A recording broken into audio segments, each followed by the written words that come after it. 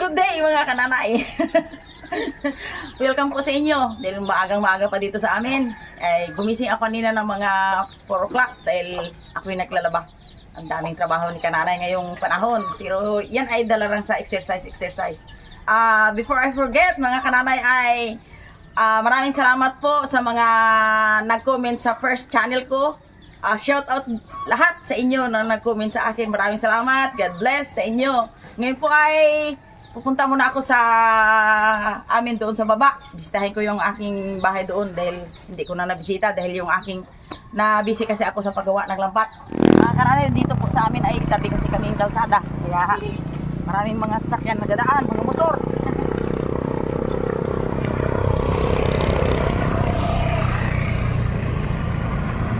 Mga kananay, dito na ako sa Aplaya. Yung makikita mo yung mga kabakawan ang tawag sa amin. Yan. Dami na ditong mga ano. Ay, panahon pala ito ng kati. Yung kati sa Tagalog or hunas sa amin sa Bisaya. Kaya yung makikita mo yung mga ano, ang dagat. Dito na po ako sa bahay. Magabisita na ng aking bahay na haunted house. Uy, ikaw aso. Ba't malapit-lapit ka dito? Yan. Ang aming motor. Bangka. Napakasukal talaga. Wala nang kaayusan yung aking bahay dito.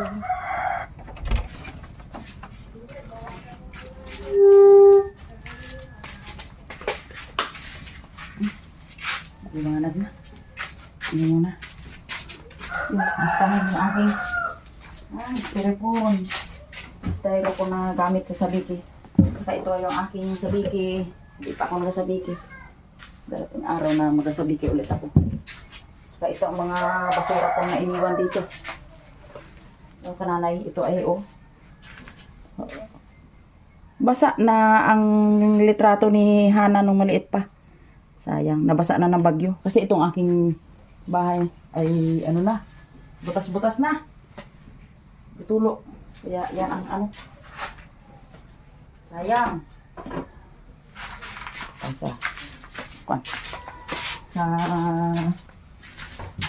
likod ng bahay.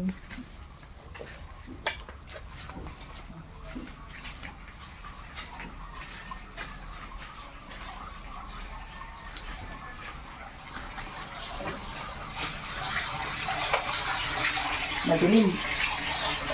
Madilim ang paligid.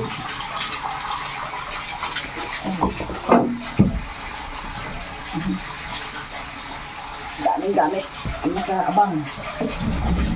Yun, aroy. Hindi ang ano. Hindi na talaga.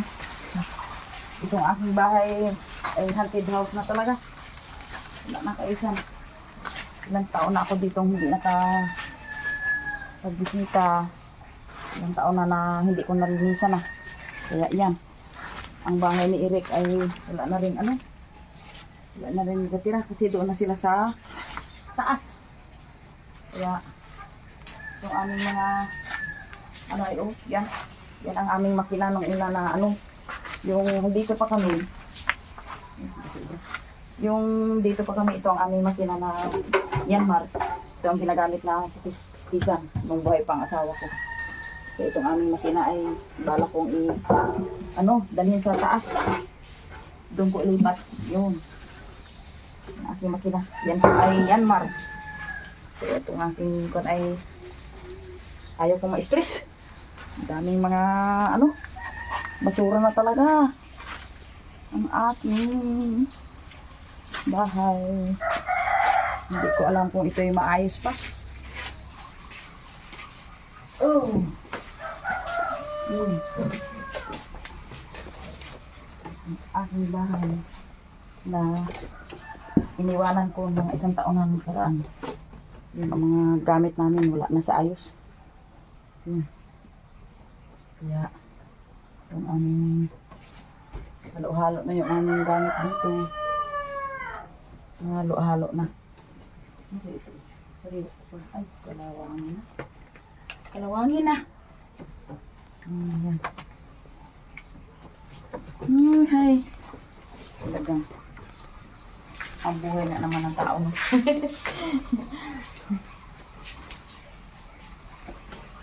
Ay, ako.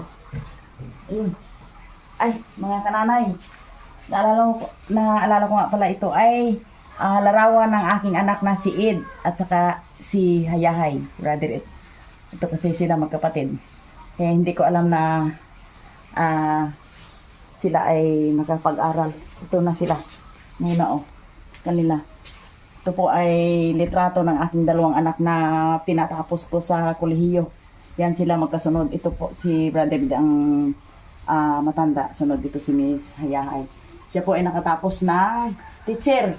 At saka naman ito si brother Ed ay pinatapos ko ng commerce na nagtatrabaho na ngayon sa government siya. Kaya ilan ang sa awa ng Diyos ay yan ang dumala sa amin ng kung paano kami kumain ng ayos na. Hindi katulad noon na maswerte kung makakain ka sa 2 bisis isang araw. Kaya medyo ang hirap talaga. Pero alam mo mga kananay, pag ikaw pala ay talagang nagtiyaga talaga, nagtiis ka talaga, lahat ng hirap ay talagang pagdaanan mo, ikaw ay bigyan ni Lord ng tagumpay. Kaya ito na sila. Ngayon, medyo kahit itong bahay ko ay wala na sa ayos, parang haunted house na, pero masaya pa rin ako dahil doon ako sa mga anak ko, ikot-ikot lang. Sa kay Sister Mary, kay Hayahay, kay Milinret, saka doon kay Jim. Sa 4 sila doon na pamilya doon, kasi si Brother Ed ay sa Kalapan. Kaya itong bahay ko na ito ay hindi ko pa malaman kung ito ay maayos ko na dahil tabing dagat kasi ito eh. Lumalakan ang panahon, ang taon, ay ito po ngayon ngayong panahon ay inaabot na ng dagat katulad nga ngayon yung dumaan ng dilubyo ng bagyong Leon. Yan na ang nangyari, ito ay basa, abot na ito ng dagat, kaya yung aking aparador na luma na ay halos hindi na mapakinabangan. At saka ito dyan, abot yan dyan dito, ito panahon noon, nung 1990s, 1995 hanggang 2000, ito po ay tindahan ko ito. Noon. Dito po kami nagadaan sa, wala pang kalsada dyan sa taas.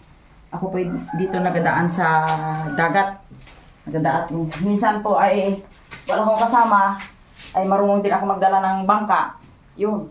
Ako po ay nagpunta sa, sa bayan, magbibili ng mga paninda, mga bigas. Tapos dalhin ko dito. Ito po ay nabubuksan ko ito.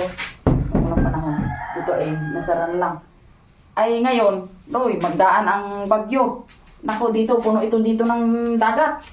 2 hours ito dito ng dagat. Yan, butas-butas na. Yan, dito dumadaan ang dagat. Yan. Ang aming kasaysayan ng aming buhay. Kaya, pero okay lang. At least, buhay pa rin si kananay. Na malakas pa rin na gumagawa ng mga gawaing bahay kung paano tayo mabuhay dito sa mundo. Mapagod man oy, mapagod ang matanda. Hey, upo-upo muna si kananay. Alam mo mga kananay, nung unang panahon, itong aming ginawang bahay na mag-asawa ay hindi naman pwedeng hindi namin itayo dito dahil ito ay malayo pa sa dagat, doon pa ang dagat. Yan. Itong kawain na yan, yung kawain na yan ay diyan pa natali na, may mga baka kami nung unang panahon. Diyan po namin tinatali dahil pa yan, lupa. Wala pa itong ditong buhangin, doon pa ang dagat. Pero ngayong habang pala lumilipas, yung panahon ay ngayon nga na 2024 na, ay hindi ko sukat akalain na yung aming tinirhan na bahay ay aabutin ng dagat. At saka ito ay biruin mo, umabot na ng ang buhangin. Ang itong buhangin doon sa kuwan ay hinampas ito hanggang dito. Kaya ang aming bangka ay dito na nakalagay. Tapos itong tindahan ko na ginagawa nung unang panahon ay ito na, nakasara na. Hindi na pwedeng buksan. Kaya hindi ko rin alam kung ito ay maayos pa. Parang souvenir namin ito. Dahil yung mga anak ko, mga kananay ay katulad kay Sister Mary, kay Miss Hayahay, kay Eric, kay Milinrek ay nakabili na sila ng lupa doon sa taas at doon na nanirahan. Pero pasalamat ako sa Diyos dahil kahit ang bahay na dito ay halos hindi na mapakinabangan. Ang amin ito ay parang alaala na lang sa lumipas na aming pamilya noong unang panahon. Pero dito pa ako noon nakatira na nag-aaral si Misa Yahay at saka si Brother Ed at saka yung iba pang mga anak ko at saka si Imer. Doon na sila nakabili ng lupa. Pero dito ako nagsikap na kung paano sila magpaaral sa Occidental. Wala pang kalsada noon. Nagalakad kami ng papunta dyan sa Kagubatan ay wala pang kalsada. Kaya tiis-tiis lakad kami hanggang sa ang buhay dito sa mundo, mga kananay, ay talagang pagtiisan mo talaga ang isang bagay para maabot mo ang tagumpay mo.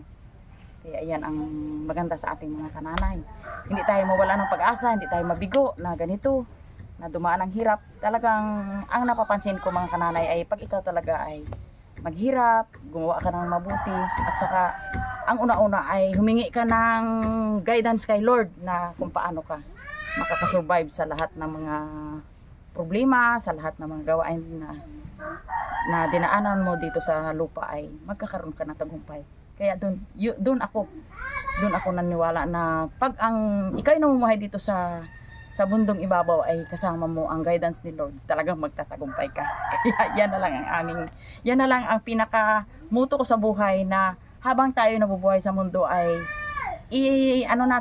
sa puso natin na si Lord ay guidance tayo sa habang buhay, sa araw-araw na pamumuhay. Kaya itong aking talambuhay na kung paano ay year 2006 ay yung aking asawa ay nagbakasyon na sa langit. Pero ngayon po ay pista ng minatay dito ay hindi na siya lahat tayo ay magadanas ng ganong pangyayari. Yun nga na yung nawala ng asawa ko ay yung mga anak ko ay high school pa lang, maliliit pa yan. Si Eric na yan ay 8 taon pa lang. Pero hindi ako nawala ng pag-asa. Humingi ako ng kaalaman kay Lord ng guidance na kung paano itaguyod ko yung aking 6 na anak. Pero Lord, salamat sa Panginoon, mga kananay, na nagtagumpay na nagkaroon ng hanggang sa may 2 akong kolehiyon na nakatapos, at ngayon po ito sila. Medyo sila po ang sa amin na kung paano kami magtagumpay sa mundo, na ginamit sila ng mga anak ko. Maganda rin pala mga kananay na may mga anak ka na talagang ang malasakit ay para sa magulang, para ang magulang ay magtagumpay rin. Kaya yan na lang ang aking totoong buhay dito sa mundo. Pero gugo lang. Gugo lang. Masukal daw. Masukal. Mahapo doy, mapagod.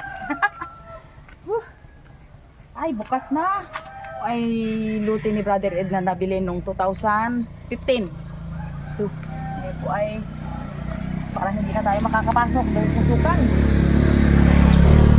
Masukal na.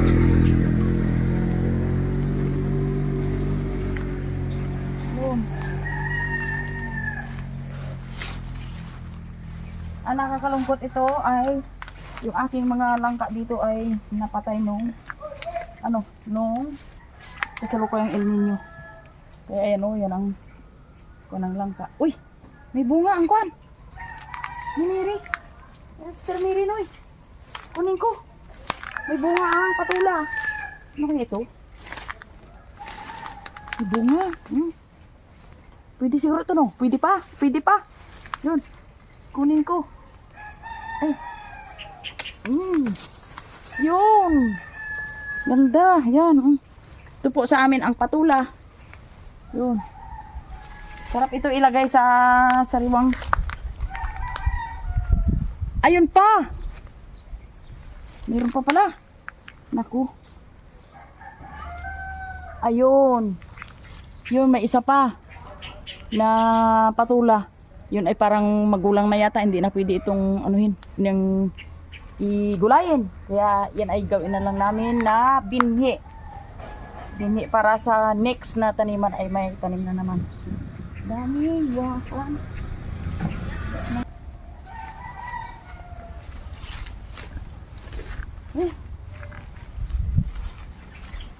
Itong lupa na tinatanamin ko dati ay nagsibol ang bayabas. Ang bayabas nagsibol. Dito dati ay puno ito ng ng tanim. Ngayon ay ito na ang nangyari.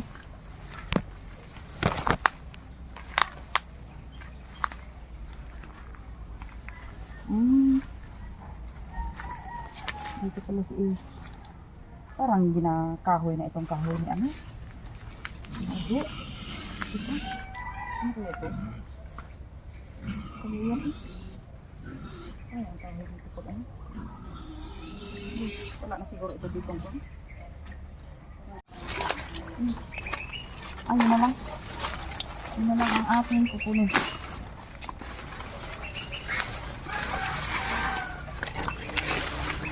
Alam mo mga kananay, itong aking tanim ay napabayaan na. Kaya masukal na talaga. Kaya kunin namin ang tubo. Yan.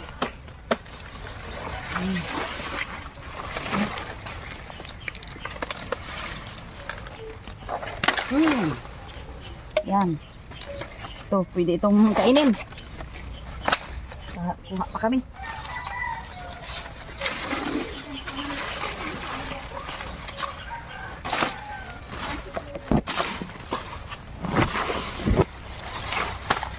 Argay. Yan.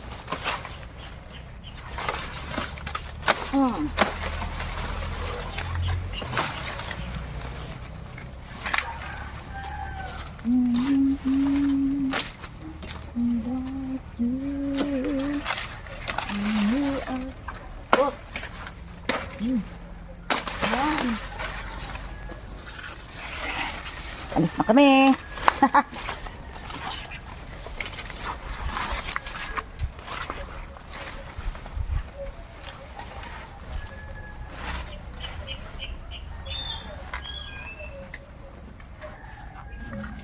Ngayon po, ang talambuhay ni Kananay na dito sa aming lugar, yung lupa ni brother, parang katulad din sa aking bahay na napabayaan na. Pero at least dyan ang lupa, yung mga bakod nila ay giba-giba na. Kaya panibago na namang bakod ito. Ang natira na lang dito na mga tanim ay mga yung matibay sa sa tag-init. Kaya ngayon po ay alis na kami.